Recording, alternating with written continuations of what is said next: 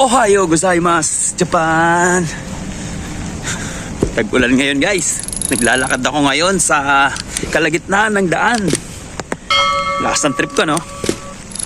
Hindi ako nagbike kasi mahirap magpayong, bawal yung nagbabike na nakapayong ka. Pero din naman akong kapote, pero tinatamad akong suotin. So ngayong umaga pupunta lang ako ng Combini kaya 7-Eleven kasi wala na akong pagkain. Kaya baka mamaya masarapan ko matulog, tama rin ako lumabas, wala akong kakainin mamayang hapon bago ako pumasok. Malapit lang naman dito ang 7-Eleven sa apartment ko.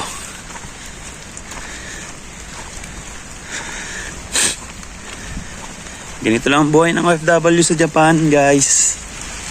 Kailangan sumunod ka sa batas. Kailangan sumunod ka sa ng policy ng pamumuhay nila, policy ng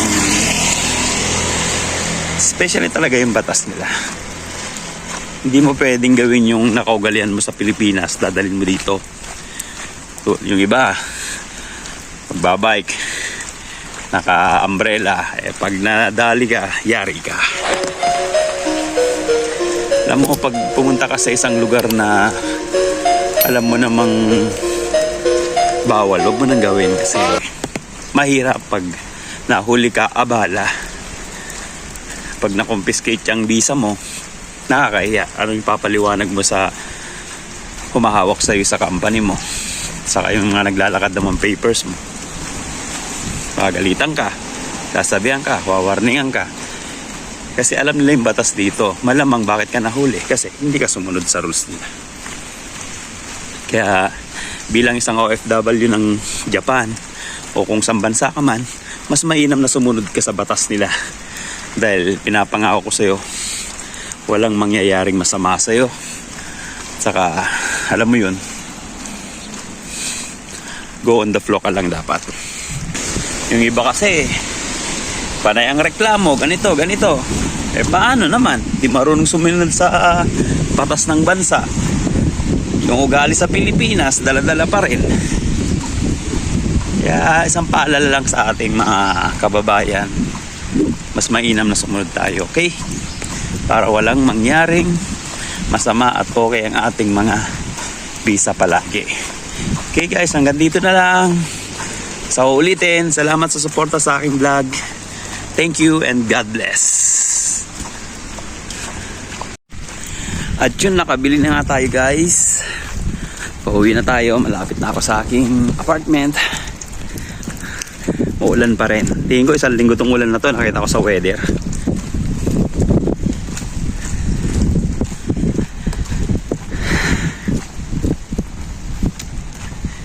Lakad lang.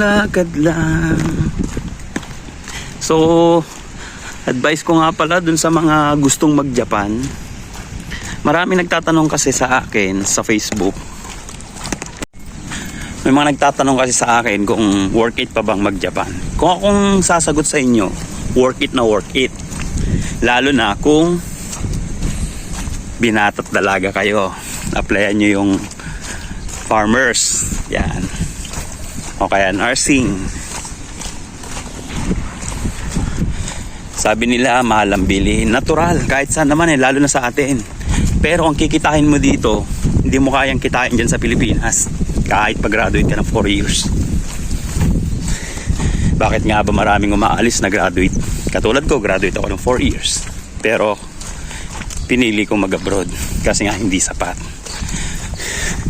Pamilyado rin naman ako, pero alam niyo yun, yung nung una kasing dating namin dito, maganda pang palitan. Ngayon medyo bumaba. Tapos sumabay ang mahal na bilihin, mga ganyan. Kahit saan naman Pero sabi ko nga, kung dalaga at binata kayo, why not? May ipon pa rin kayo. Kaya huwag kayong bastang maniwala sa mga sabi-sabi. Mag-research kayo, magtanong kayo sa mga kakakilala nyo dito sa Japan. Kasi maraming nadidismaya sa ganyan. Imbes yung pangarap nila nagiging bula. So hanggang dito na lang muna guys. Salamat sa pagsubaybay at panonood ng aking munting vlog. Sana pakisuportahan nyo. Thank you. God bless everyone.